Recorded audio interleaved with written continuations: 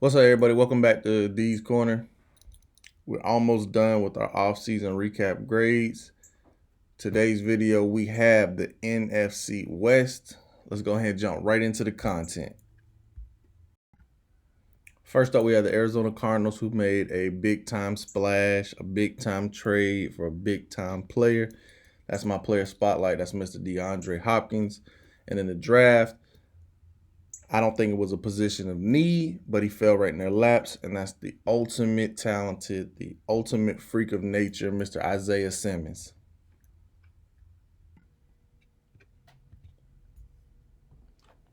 DeAndre Hopkins, need I say more? He's been making plays since his rookie year, as you see here.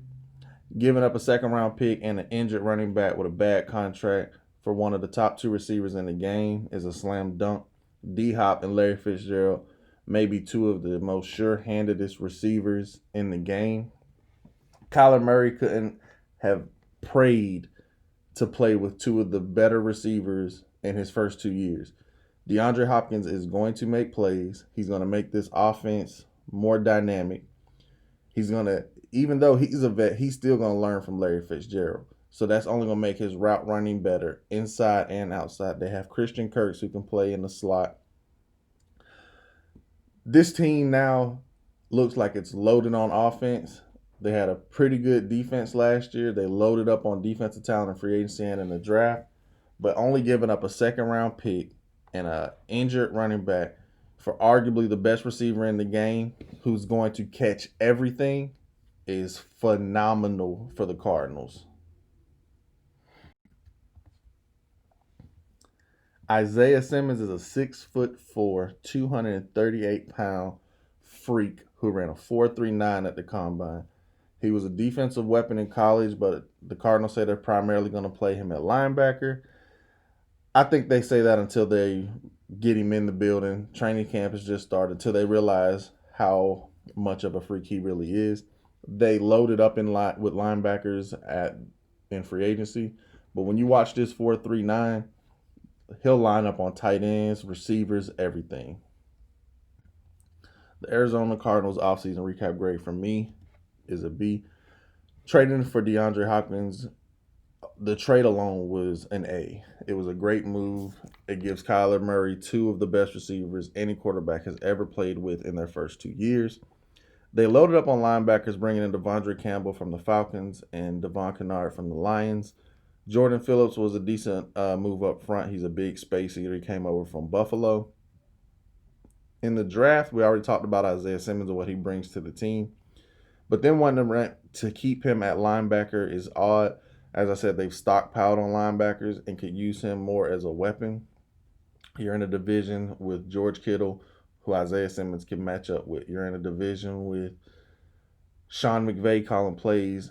Now he has to find out where Isaiah Simmons is on every single play. You're in a division with Russell Wilson and his escapability. Now you have someone who can chase him down athletically, who is long and can still be a sure tackle. I mean, just you can throw this guy anywhere. And I understand his size, maybe wanting just to keep him at linebacker, but maybe more of a box safety dime linebacker I could see.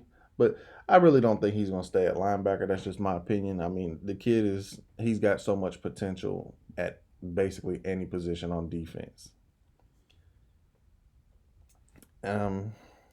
Josh Jones fell to them in the third, which was perfect because you needed an offensive tackle.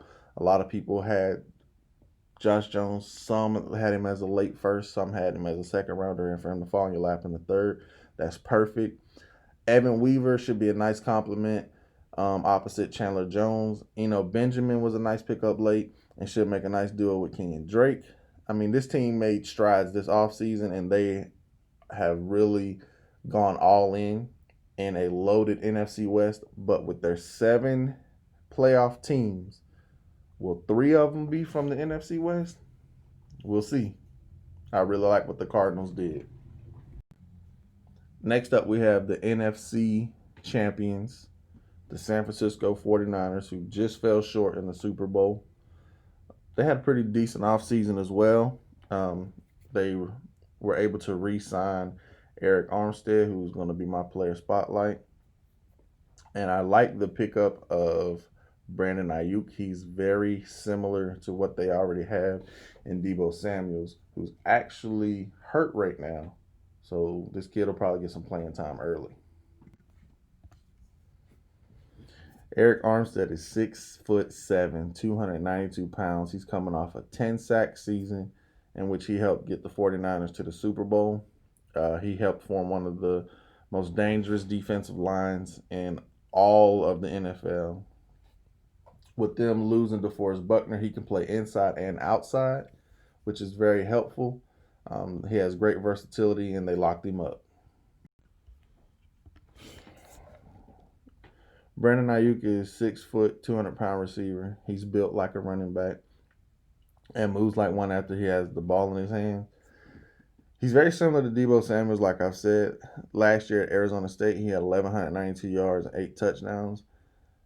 You can see when this kid gets the ball in his hands, he is north and south. He's ready to score. You can get the ball to him on screens. He can beat you deep. He's very finesse when running his routes, but he is mean when he gets that ball in his hands. He reminds me a lot of Anquan Bolden. He's not as big, but I think he has that same heart, that same toughness, that same mentality. But like I said, you see when he gets that ball in his hands, he's trying to score every single play, and he's going to have those opportunities with how vicious this rushing attack is. With Deebo Samuels hurt, opportunities are awaiting Mr. Ayuk. San Francisco 49ers offseason recap grade for me is a B. They made some fantastic moves late, like they lost Joe Stanley and traded and got Trent Williams. They traded DeForest Buckner and gained Javon Kinlaw, who's also a big-time defensive tackle, who I believe he is 6'6". So they basically retooled their defense with someone younger and just as big as Buckner. Not sure what his potential is yet. They got Brandon Ayuk and Deebo Samuels are two young, hungry, fearless receivers. They're going to make a nice duo. They can take handoffs that we saw as we saw Deebo do in the Super Bowl. Kyle Shanahan's going to have a fantastic time drawing up plays for these guys. This team shouldn't miss a beat this season. Like I said, anything that they've lost, they regained. They lost a fantastic Pro Bowl left tackle. They gained a fantastic Pro Bowl left tackle who hasn't played last year and is fresh. I'm pretty sure this team should be many people's favorite still to win the NFC West. Next up, we have the Seattle Seahawks, who just made a blockbuster trade recently for my player spotlight, and that is Jamal Adams, who should bring a nice, fierce attitude to that safety position that they haven't had in a while. And in the draft, I really like the edge rusher, Darrell Taylor, out of Tennessee. Jamal Adams has 273 career tackles, 12 career sacks, and 2 interceptions. He'll be an enforcer on this defense, one they haven't had since Cam Chancellor retired. But he's an all-around safety. He can blitz. He can cover. He's going to hit you. He's solid tackling, especially in the open field. He is almost a mix of Earl Thomas and Cam Chancellor, if you could put them both into one. If they utilize him the way the Jets did, then he will make this defense that much better. If they only try to play him as a box safety, you're kind of taking away some of the things he can do. And if you're trying to play him over the top a lot, you're really taking him out of where his best element is. He is relentless, and he is a dog this defense needed. Darrell Taylor, he's coming off of back-to-back 10-plus tackle for loss and 8 sack seasons in the SEC. He should be a nice contributor early. You never know what the Seahawks are going to do on draft day. His 2018 film was a lot better than his 2019 film, but the Seahawks needed edge help. They did not resign Jadeveon Clowney. This kid's got great upside. They drafted Collier last year, who got hurt. So you got two young bookends on your edge. The Seattle Seahawks offseason recap grade from me is a C. The trade for Jamal Adams, I will give that an A. The Seahawks don't seem to draft too well, especially at the back end of the first round, or they seem to reach like many people feel they did this year when taking Jordan Brooks. In the next two drafts, I don't see a Jamal Adams, so I completely understand the trade. Plus, to get to the playoffs, you have to win your division. The 49ers are one of the best rushing attacks. They have one of the best rushing attacks. Jamal Adams can help slow them down. The downside to that trade is they'll have to pay big bucks to keep Jamal, coughing up 2 firsts and a third plus a player. He has all the leverage. I do not see any way possible that this is a 1-year rent like they did with Clowney. It seems like Russell Wilson has never had a solid offensive line, so trading away those picks hurts what could possibly be for him. He always has to improvise. With that being said, there are talks about them possibly signing Antonio Brown, who was just given an 8-game suspension, so now things are a little bit more clear with him. Big Ben was one of the league's best improvisers, and AB worked extremely well with him. In the draft, it always seems like the Seahawks are that curveball team. This year, Green Bay, but Seattle still threw a curveball with the selection of Jordan Brooks in the first round. A lot of people saw him as a third rounder at best. He's athletic. He can make plays. Maybe they view him as a replacement to KJ Wright, someone to come in, sit, and learn behind him. Trading for Quentin Dunbar was a decent move until he decided to get with DeAndre Baker and rob people. With Russell Wilson as this team's leader, they will always be able to compete. You just have to wonder if the lack of support around him has allowed other teams to close the gap. And finally, we have the LA Rams, who I didn't like very much of anything they did in free agency because there was very few moves made. But I do like some of their draft picks. First being the running back Cam Akers, who's going to be coming in to replace Todd Gurley. And I really like Van Jefferson, a wide receiver out of Florida. Cam Akers is a 5'10", 217-pound back from Florida State. He's coming off a 1,144-yard, 14-touchdown season on a bad Florida State team. He has the potential to replace Todd Gurley as the bell cow for this team. He's athletic. He's powerful. He has great vision. Working behind a decent offensive line for the Rams, I think he'll do pretty well.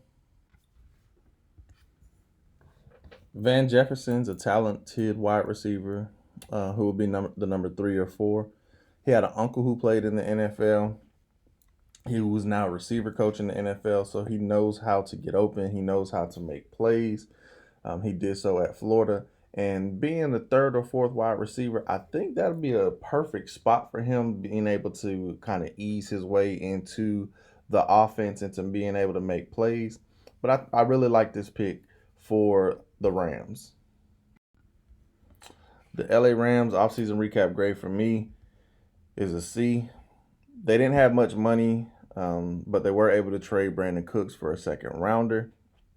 They needed all four positions of the linebacking core, but they only signed Leonard Floyd from the Bears. But if you can't produce opposite Khalil Mack, I'm not sure how you will play possibly being the best pass rusher on this team. Terrell Lewis was a nice pickup from Alabama, but he does have injury concerns. I'm not sure how this team moves going forward. They'll need to sign Jalen Ramsey, and they have a ton of cap issues. They're still paying Todd Gurley, who's no longer on the team. They're still paying Clay Matthews, who's no longer on the team. This team was 9-7 in a down year last year, but their roster is now a bit deflated. And for that reason, I think this team will remain in last place in the NFC West.